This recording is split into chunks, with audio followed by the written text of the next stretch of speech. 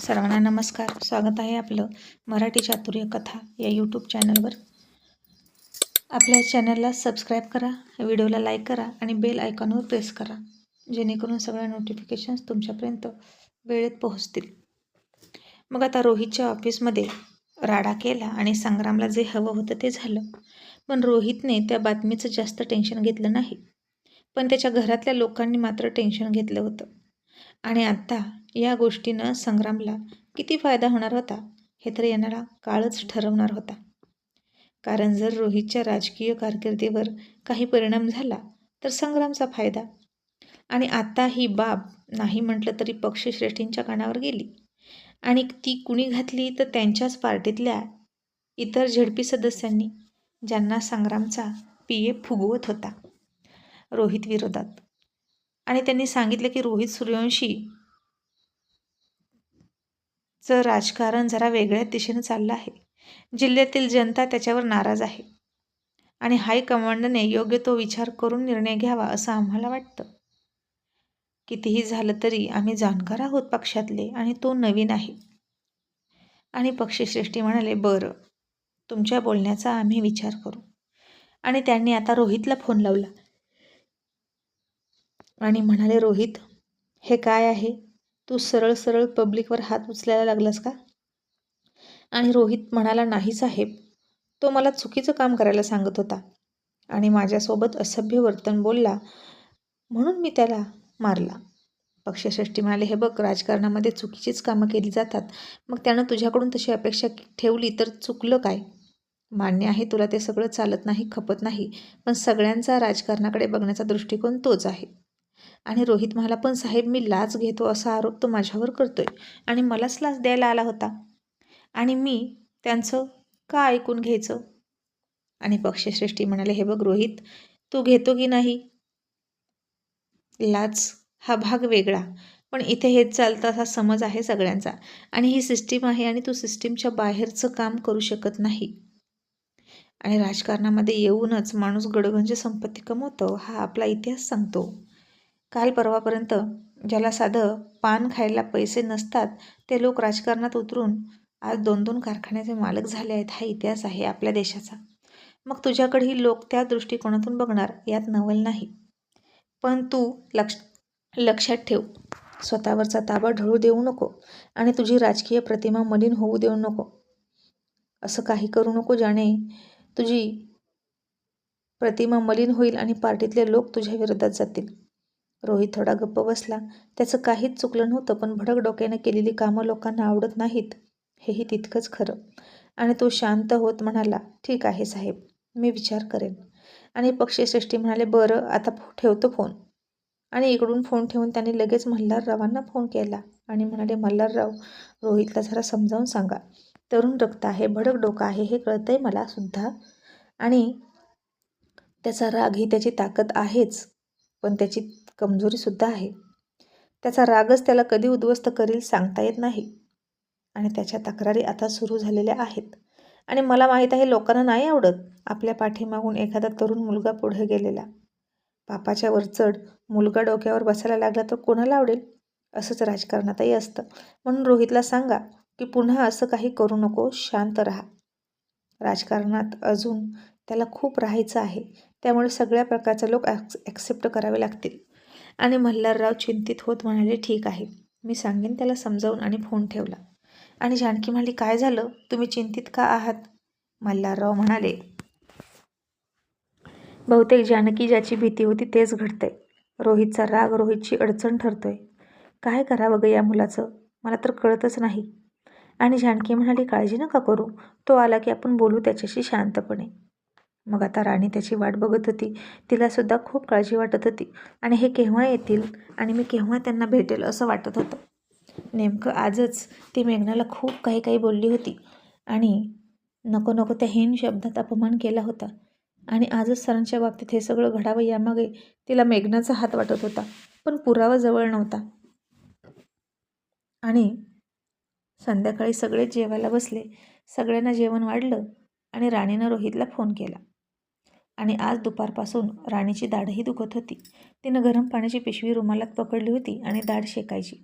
तिला तसं बघितलं आणि सपना म्हणाली, राणी काय झाले तुला? राणी म्हणाली, ताई दाढ दुखते. सपना म्हणाली, मग हॉस्पिटलमध्ये का नाही गेलीस? राणी म्हणाली, हे आल्यावर जाणार होते, यांचीच वाट बघते. आणि राहुल म्हणाला, राणी इथे दुसरी माणसं नाहीत का तुझी काळजी घ्यायला? तोच कशाला हवा? आता तो कधी येईल माहीत नाही. आणि आता दवाखानेसुद्धा बंद झाले असतील. तू बोलायचं ना कोणाला तरी. आता उद्या काहीतरी करूया. तो घेऊन गेला तर ठीक, नाही तर आमच्यापैकी कोणीतरी येईल तुझ्यासोबत आणि आतासाठी तुझ्यासाठी गोळ्या मागवतो. असं म्हणून राहुलनं गोळ्या मागवल्या आणि राणी म्हणाली, थँक्यू राहुल दादा. मग राणीनं राहुलला फोन केला, रोहितला फोन केला आणि म्हणाली, अहो तुम्ही कधी येणार? आणि रोहित म्हणाला, राणी मला साधारण 1.5 तास लागेल. आणि हे बघ, मी बाहेर जेवणार नाही, मी घरी जेवणार आहे, माझी वाट बघ, असं त्यानं आवर्जून सांगितलं, कारण तिला विचारायचं होतं त्या प्रकरणाबद्दल. आणि राणी म्हणाली, ठीक आहे. मग आता रोहितसोबत सकाळी बोलूया असं म्हणून सगळे झोपायला गेले. आणि आज रोहितचा मूड कसा असेल कुणास ठाऊक. आणि त्याचा मूड ठीक करण्यासाठी राणीनं छोटासा कॅन्डल लाईट डिनर त्यांच्या रूममध्ये अरेंज केला. जास्त काही नाही, फक्त 4 मेणबत्त्या आणि जेवण बस. आणि त्या जोडीला भरपूर प्रेम होतं तिच्याकडे, त्यामुळे कॅन्डल लाईट डिनर तर छानच होणार होता. पण आता रोहित आला. रात्रीच्या 12 वाजत आले होते तेव्हा. आणि तो झपाझप पावलं टाकत आतमध्ये शिरला आणि वाट बघत अभ्यास करत बसलेली राणी लगेच उठली आणि तिनं त्याच्यासाठी दरवाजा उघडला. रोहितनं आल्या आल्या तिला एक छान स्माईल दिली आणि यावरूनच तिला कळलं की त्याचा मूड छान आहे. सरांनी दुपारच्या बातमीचं टेन्शन घेतलं नाही. आणि मग तो म्हणाला, तू जेवली नाहीस ना? नसणारच जेवली, मला माहीत आहे तू माझी वाट बघत असशील, मी लगेच फ्रेश होऊन आलो, असं म्हणून तो गेला. तोपर्यंत राणीनं लाईट घालवली आणि मेणबत्त्या लावल्या आणि दोघांसाठी एकाच प्लेटमध्ये जेवण घेतलं. आणि रोहित जसा बाथरूममधून बाहेर आला तसा सगळा अंधार बघितला आणि त्या मेणबत्त्यांचा उजेड बघून त्याला थोडं हसायला आलं.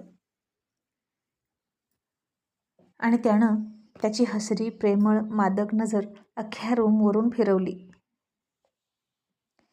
पण त्याला काहीतरी कमी वाटली तिथं. पण आता त्यानं त्याची नजर थोडीशी लपवली राणीपासून आणि राणीला मुद्दाम मोठ्या आवाजात म्हणाला, राणी हे काय आहे? आता राणी थोडीशी घाबरली आणि म्हणाली, काय झालं सर, तुम्हाला आवडलं नाही का? आणि रोहित म्हणाला, अजिबात नाही आवडलं. ही काय पद्धत आहे? चल लाईट लाव. आणि अरे देवा, राणीचा तर मूडच गेला. तिनं लगेच लाईट लावली आणि छोटंसं तोंड केलं, एवढंसं मांजरीसारखं, आणि म्हणाली, सर मेणबत्ती पण घालवून टाकू का? मी तुम्हाला सरप्राईज देण्यासाठी केलं होतं. आणि रोहित हाताची घडी घालून तिच्याकडे थोडासा रागात बघत म्हणाला, आजकाल तुला खूप सरप्राईज खेळू वाटतं काय गं? इतकं सरप्राईज देण्याची गरज आहे का? मला ना तुझं केलं ना त्यातलं काहीही आवडलं नाही. असं म्हणून रोहित सरळ बेडरूम उघडले आणि बाहेरच गेला आणि मेंढोर उघडून डायरेक्ट गाडीतच गेला. आणि राणी घाबरली. सर थांबा ना प्लीज, असं म्हणत म्हणत त्याच्या मागं पळाली. सर मला माहीत नव्हतं तुम्हाला हे आवडणार नाही. सर प्लीज, माझं चुकलं, मी असं पुन्हा नाही करणार, असं म्हणून ती त्याच्या विनवण्या करत होती. पण रोहित तिचं न ऐकता गाडीमध्ये गेला, दरवाजा उघडला आणि त्याच्या पाठीमागच्या सीटवर काहीतरी होतं ते त्यानं अंधारातच उचललं आणि पुन्हा दरवाजा लावला. गुपचूप ते सगळं लपवून आणलं आणि तिच्याही पुढे चालायला लागला. घाबरलेली राणी पुन्हा त्याच्या मागे पळाली. सर थांबा ना प्लीज, असं म्हणायला लागली. आणि आता तो बेडरूममध्ये गेला आणि पुन्हा त्याच्या हातात जे काही होतं ते पाठीमागं लपवलं आणि तोंड राणीकडे केलं. आता राणी ही रूममध्ये आली आणि रोहित म्हणाला, डोअर बंद कर. त्याचा तो रागीट आवाज ऐकून तिनं गुपचूप दार बंद केलं आणि रोहितने लगेच लाईट ऑफ केली. आणि त्या 4 मेणबत्त्यांचा प्रकाश आता रूमवर पसरला. आणि राणी थोडी चकित झाली आणि म्हणाली, आता तुम्ही का लाईट घालवली? तुम्हाला तर माझं सरप्राईज आवडलं नव्हतं ना? आणि रोहित पुन्हा तशाच रागीट आवाजात म्हणाला, हो नव्हतं आवडलं, कारण त्यामध्ये काहीतरी कमी होतं. आणि ती म्हणाली, काय कमी होतं? जे काही कमी होतं ते मी माझ्या प्रेमानं भरून काढलं असतं की. मी हा कॅन्डल लाईट डिनर प्लॅन केला नव्हता काही, असंच सरप्राईज द्यायचं म्हणून देत होते. आणि आता रोहित थोडासा गालात हसला आणि पाठीमागे पकडलेल्या गुलाबाच्या फुलांचा गुच्छ त्यानं हातात पकडून राणीसमोर धरला आणि गुडघ्यामध्ये चक्क वाकून बसले रोहित कुमार. आणि तिच्याकडे बघून त्याची किलर स्माईल देत होता तो.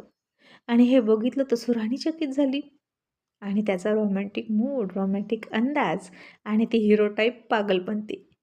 तिनं त्याचं सगळं बघितलं आणि भारावूनच गेली आणि म्हणाली, "सर हे काय आहे?" आणि रोहित म्हणाला, "गुलाबी गुलाबी प्रेम. घे ना गुलाबाची फुलं." राणी हसली आणि म्हणाली, "हे घेण्यासाठी तुम्ही माझ्यावर चिडून बाहेर गेला होता का? मग आता नको मला." आणि तो म्हणाला रुसली, "ए तू किती रुसकी आहेस गं. अगं घे ना. हे बघ, खरं तर आज तुझ्यासाठी मी सरप्राईज लंच अरेंज केला होता. पण दुपारी तो काही तमाशा झाला आणि ऑफिसमध्ये ना त्यानंतर मला काही जमलंच नाही. आणि आता जर तू इतका पुढाकार घेऊन केलंयस तर मलाही आठवलं की मी एका कार्यक्रमाला गेलो होतो. तिथं मला ही फुलं मिळाली. मग आता या फुलांनीच आपलं सरप्राईज डिनर आपण रोमॅन्टिक करूया. थोडं तुझं, थोडं माझं. बरोबर ना?" आणि राणी लगेच म्हणाली, "नको सर, ही फुलं तुम्ही नाही आणलेली. तुम्हाला कोणीतरी दिली आणि मला नको ती." आणि रोहित म्हणाला, "अगं असं काय करतेस? एकतर मला भूक लागली आहे आणि तू फुलं घेतल्याशिवाय पुढचं काहीच होणार नाही. आणि मॅडम, ही प्रॅक्टिस करायला माझा किती वेळ गेला आहे माहीत आहे का? 100 वेळा पडलो आहे मी गुडघ्यावर बसताना. तेव्हा कुठं नीट बसलो आहे. आणि तुला वेगळी फुलं हवीत का? तर ठीक आहे. तुझ्यासाठी खूप सगळी फुलांची बाग लावीन. फक्त आणि फक्त तुझ्यासाठी ती बाग असेल." आणि राणी हरकून म्हणाली, "अय्या, म्हणजे पूर्वीचे राजे महाराजे त्यांच्या महाराणीसाठी अशा बागा लावायचे, तशी का?" रोहित हसला आणि म्हणाला, "हो, ते त्यांच्या राणीसाठी लावायचे आणि मी माझ्या राणीसाठी लावीन. ए आता घे ना गं."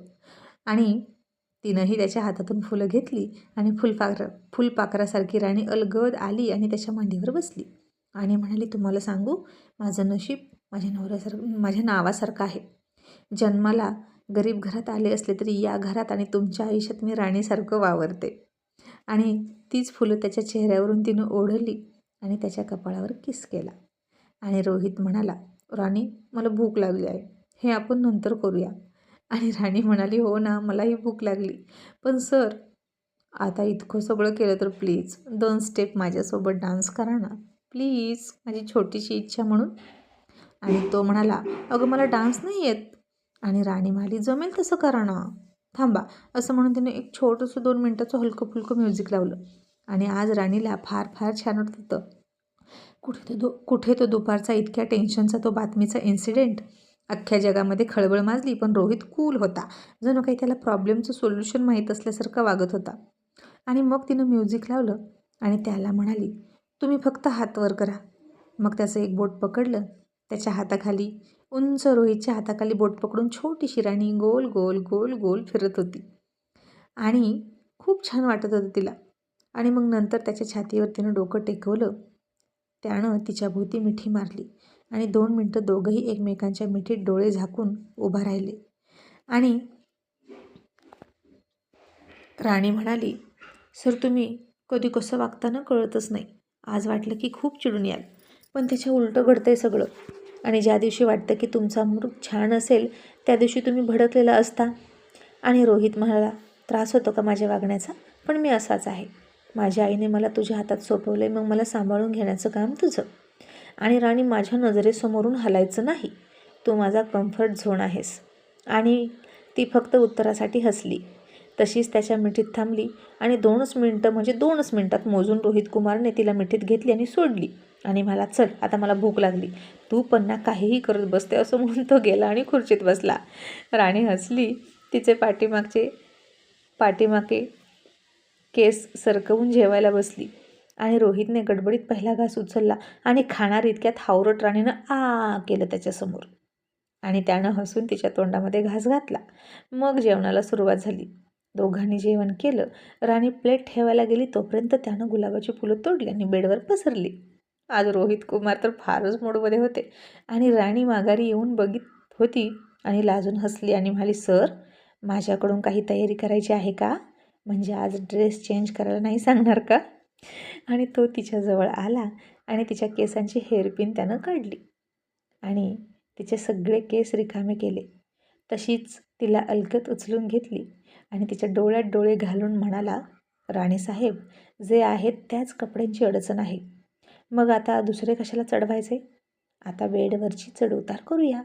आणि बाई गं, राणी तर नुसती 7व्या आसमानात ढगातच गेली त्याचं बोलणं ऐकून. आणि फार फार म्हणजे फार एक्साईट होऊन म्हणाली, "sir, you are so sweet." आणि रोहितनं पुन्हा तिचा ओठ चावला आणि ती म्हणाली, काय हो तुम्ही, जखम बरी होऊ देतच नाही. आणि रोहित म्हणा, राणी खोटं बोलू नकोस. आणि तोंडातल्या ओठांच्या जखमा लवकर बऱ्या होतात. कारण का माहीत आहे का? राणी म्हणाली, का? रोहित म्हणाला, कारण पुन्हा रात्री दुसऱ्या जखमा करण्यासाठी. काही काही जखमा आनंद देतात, तुलाही आणि मलाही. असं म्हणून तिला अलगद बेडवर ठेवली. गुलाबाच्या पाकळ्या उचलून तिच्या अंगावर काय फेकल्या आणि राणीनं त्याला जवळ ओढून घेतला आणि पुन्हा त्याला चिकटली आणि म्हणाली, अहो, घरचे खूप टेन्शनमध्ये आहेत. तुमच्याशी बोलण्यासाठी थांबले होते, पण तुम्ही लवकर नाही आला. आणि कोणत्या तरी पक्षीसृष्टींचा फोन वाजला होता बाबांना. आणि रोहितनं थोडासा दीर्घ श्वास घेतला आणि निश्वास सोडला आणि म्हणाला, बरं, हायकमांडचा फोन मलाही आला होता आणि आता झोपूया. ती लगेच म्हणाली, नको ना सर झोपायला, इतका छान मूड आहे, इतका छान कॅन्डल लाईट डिनर केला, झोपण्यासाठी का? आणि रोहित म्हणाला, मग निशाचरासारखं जागायचं आहे का आता? आणि जागून काय करायचं? तर राजकारणाचा विषय, त्यापेक्षा झोपलेलं बरं ना राणी. आणि ती म्हणाली, सॉरी. आणि मग तिनंच त्याच्या ओठांवर ओठ टेकवले आणि प्रणयाला सुरुवात केली. मग त्यानंही तिला मिठीत घेतली, नेहमीसारखा रोमॅन्स करून टाकला आणि झोपताना त्याच्या डोक्यात होता तोच प्रश्न विचारला. राणीनं आता ब्लँकेट अंगावर घेतली, त्याच्या मिठीत शिरली आणि रोहित म्हणाला, राणी, दुपारचं प्रकरण झालं ते का झालं माहीत आहे का? राणी म्हणाली, का? रोहित म्हणाला, तो व्यक्ती मला गैरमार्गाने काम करायला सांगत होता, हे खरं आहे, पण भडकलो कारण तो मला म्हणाला की या ऑफिसमध्ये तुम्ही इतर बायकांचे हात धरता हे चालतं. तुमच्या घरी बायको आहे तरीसुद्धा तुम्ही असे धंदे इथे करता. मग माझं काम का करत नाही? आणि राणी, म्हणून मी चिडलो. तसं राणीनं त्याच्याकडे लगेच दचकून बघितलं आणि ती म्हणाली, सर, त्या माणसाला हे कसं माहीत झालं? ऑफिसमध्ये काय काय घडलं ते? हे फक्त कोणाला माहीत आहे? तुम्हाला, मला आणि मेघना मॅडमना. आणि रोहित म्हणाला, आणखीन एक माणूस, टिंगू. आपल्या चौघालाच माहीत आहे. मग राणी, त्या माणसाला कसं कळलं? राणी, तू चुकून कोणाकडे बोललीस का? आणि राणी म्हणाली, सर, असं काय करता? अहो, मी घरीसुद्धा बोलले नाही कोणाला, तर बाहेर कशी बोलेन? आणि त्यानं तिला मिठीत घेतली, आणखीन दाबली आणि म्हणाला, हो, तेही खरंच आहे म्हणा. मग ही गोष्ट बाहेर गेलीच कशी गं? आणि बघितलं किती छोट्या छोट्या गोष्टीचा विरोधक आणि शत्रू फायदा करून घेतात. आणि ही एक स्टंटबाजी होती, मला कळते, आणि म्हणून मी टेन्शन घेत नाही. आणि राणी म्हणाली, सर, मला वाटतं मेघना मॅडम ते आजकाल खूप खेळ खेळायला लागले आहेत. राणी असं म्हणाली आणि रोहितनं तिच्याकडे चकित होऊन बघितलं आणि म्हणाला, तुला अजूनही तिच्यावर संशय आहे का? राणी म्हणाली, संशय नाही सर, मला खात्री आहे. अहो, तिचे खायचे दात वेगळे आहेत आणि दाखवायचे दात वेगळे आहेत. मी तिला आज खूप बोलले आहे. रोहित म्हणाला, पुन्हा भांडलीस का तिच्याशी? राणी म्हणाली, मग रात्री तुम्हाला भांडले त्याच गोष्टीवरून, मग तिला भांडणारच, कारण टाळी एका हाताने वाजत नाही. असं म्हणून तिनं मेघनाला काय काय म्हणाली ते सगळं सांगितलं. आणि म्हणाली, सर, तुम्ही तिच्याकडून एकदा काढूनच घ्या की तिच्या मनात काय आहे. आणि रोहित म्हणाला, ठीक आहे, सकाळ झाली की मी तिला विचारतो आणि तिनं हे कोणाला सांगितलं का ते बघूया. मग राणी गप्प बसली आणि इतक्या सहजासहजी विचारल्यानंतर खरं बोलेल ती मेघना गसली, पण तरीसुद्धा रोहित तिला जा विचारतो हेच खूप झालं. आणि आता रोहित दमला होता, त्याला झोप लागली. तो विषय त्यानं जास्त लांबवला नाही आणि झोपला. पण राणीला झोप येईना. ही गोष्ट बाहेर गेलीच कशी? आणि मेघनाशिवाय आणखीन दुसरं कोण बाहेर सांगू शकतं हे तिला कळत नव्हतं. नक्की मेघनानेच सांगितलं असा ती विचार करत होती, टेन्शन घेऊन जागत होती. मग रात्रीच्या 2 वाजत आल्या आणि तो झोपला होता. आणि रात्री राणी उठून म्हणाली, अहो, ऐका ना. आता तो झोपेत होता आणि मला, काय झालं? राणी म्हणाली, तुमच्या हाताखाली माझे केस आहेत, सोडा ना, दुखतात ओढ लागली तर. आणि त्याने तिचे केस सोडून दिले. पुन्हा तिच्या अंगावर हात टाकून झोपला. त्याला जाम झोप आली होती आणि हिला झोप येत नव्हती. आणि ती त्याला हलवून हलवून म्हणाली, सर, मला झोप येत नाही, ऐका ना. आणि रोहित म्हणाला, बोल. आणि राणी म्हणाली, सर, ऐका ना, जर जगात सगळ्यात जास्त सुंदर मुलगी एकीकडे आणि मी एकीकडे असते तर तुम्ही कुणाशी लग्न केलं असतं? आणि अरे देवा, रात्रीच्या 2 वाजता राणी हा प्रश्न विचारत होती आणि तो म्हणाला, तुझ्याशी लग्न केलं असतं. आणि पुन्हा झोपला. ती पुन्हा त्याला हलवून हलवून म्हणाली, अहो, ऐका ना, आणि जर मी नशा करत असते तर तुम्ही कोणाशी लग्न केलं असतं हो? आणि तो म्हणाला, मी तुझ्या सगळ्या नशा सोडवल्या असत्या आणि मग तुझ्याशी लग्न केलं असतं.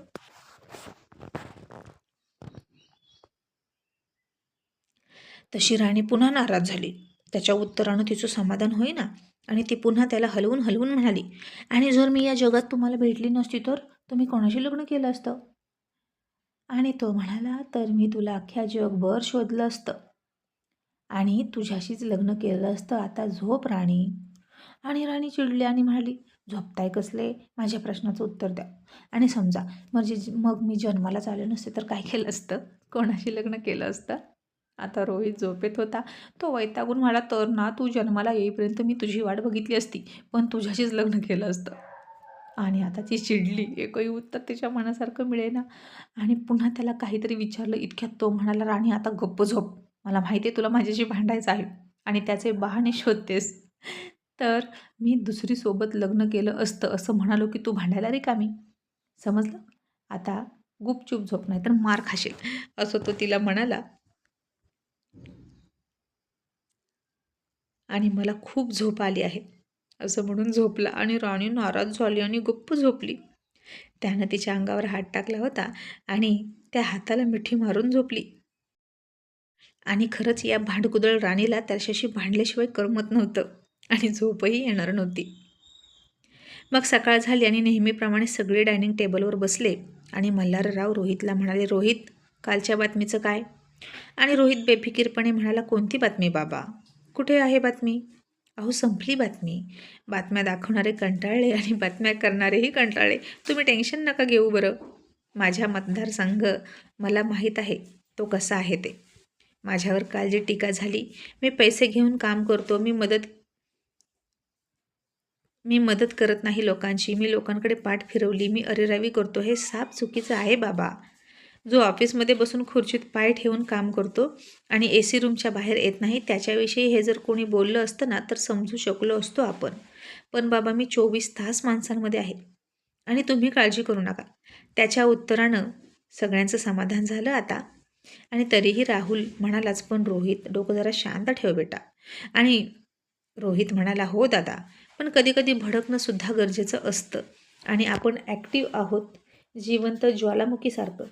आणि हा ज्वालामुखी मृत किंवा निद्रिस्त नाही, तर मी जिवंत आहे. मी जिवंत ज्वालामुखी आहे, जो कधीही फुटू शकतो, हे दाखवून देण्यासाठी मला चिडावं लागतं. आणि मल्हारराव म्हणाले, बाकी काही नाही रे, पक्षश्रेष्ठींनी तुझ्याविषयी गैरसमज करू नये इतकंच वाटतं. रोहित लगेच म्हणाला, केला तर केला. लोकांचे गैरसमज आपण दूर करू शकत नाही बाबा. आणि बाबा मी स्कूल बॉय नाही जे प्रिन्सिपलनं माझी तक्रार केली आणि तुम्ही इतकी काळजी वाटून घेताय. रोशन म्हणाला, दादा मग तू आमदारकीचं तिकीट नाही मिळालं तर तुझं स्वप्न अपूर्ण राहील ना. रोहित म्हणाला, मग अपक्ष उभा राहणं हा पण एक पर्याय असतो रोशन. मी अपक्ष उभा राहून दाखवीन आणि त्यांच्या पक्षाच्या उमेदवाराचं डिपॉझिट जप्त करून दाखवीन. आणि रोहित, सूर्यवंशी काय चीज आहे सगळ्यांना कळेल, त्यामुळे तुम्ही घाबरू नका. माझ्या मनगटात जोर आहे. आणि आता रोहित काय चीज आहे हे घरातल्यांनाही कळलं. कोणत्याही मार्गाने तो त्याचं आमदार होण्याचं स्वप्न पूर्ण करणार म्हणजे करणार हे त्यांना कळालं. जनता पाठीशी असेल तर वरच्या खुर्चीतल्या लोकांना कोण विचारतं? तिकीट नाही मिळालं तरी अपक्ष उभा राहू शकतो, कारण रोहितचं काम भरपूर होतं. मग आता सगळे रिलॅक्स झाले. 2 दिवस गेले. घटस्थापना झाली. राजकीय कार्यक्रमांना ओत आला. राणीनं पूजा केली आणि बेडरूममध्ये आली. तो कार्यक्रमाला निघाला. त्याच्यासाठी तयारी करून दिली. पांढरे कपडे काढले. त्याचं घड्याळ रुमाल घ्यायला गेली. इतक्यात तो म्हणाला, थांब, हात लावू नको माझ्या घड्याळाला, मीच घेणार. राणी हसली आणि म्हणाली, काय हो तुम्ही, जणू काही मी त्यातली वेळ चोरणार असल्यासारखं करता. त्यानं तिला मिठीत घेतली, थोडीशी दाबली आणि म्हणाला, आता तू माझं हृदय चोरलं आहेस राणी, मग वेळेचं काय घेऊन बसली? आणि राणीचं डोकं त्याच्या छातीवर टेकलं. तिच्या कपाळाचं कुंकू त्याच्या पांढऱ्या शुभ्र शर्टला लागलं. राणी हसली आणि म्हणाली, आता काय कराल? आणि रोहित म्हणाला, काय करू? माझी चूक झाली असं म्हणून त्यानं पुन्हा शर्ट काढला. राणी म्हणाली, काय हो, असू दे ना, आपल्या प्रेमाची निशाणी. पण खडूस रोहित कुमार म्हणाले, बेडरूममध्ये जितकं प्रेम करतो तितकं बाद झालं. असाच बाहेर गेलो कार्यकर्त्यांमध्ये तर नको नको ते अर्थ काढतील आणि मला बाईलवेडा म्हणतील आणि आपण बायकोच्या ताब्यात नाही, असं म्हणून त्यानं चक्क दुसरा शर्ट घातला आणि निघून गेला सभेसाठी. आणि राणीनं पाठीमागे नाक डोळे तोंड एकत्र केलं आणि म्हणाली, खडूस, माझा खडूस, आणि हसली. पण यांनी मेघनाला तर विचारलंच नाही. मी आठवण करून द्यायला हवी होती आणि का मीच बोलू तिच्याशी असं तिला वाटलं, पण नको नको, सर बरोबर त्यांच्या त्यांच्या स्टाईलमध्ये विचारतील आणि तिला वटणीवर आणतील. आणि आता रोहित कुमारची स्टाईल म्हणजे समोरच्या चारही मुंड्या चित.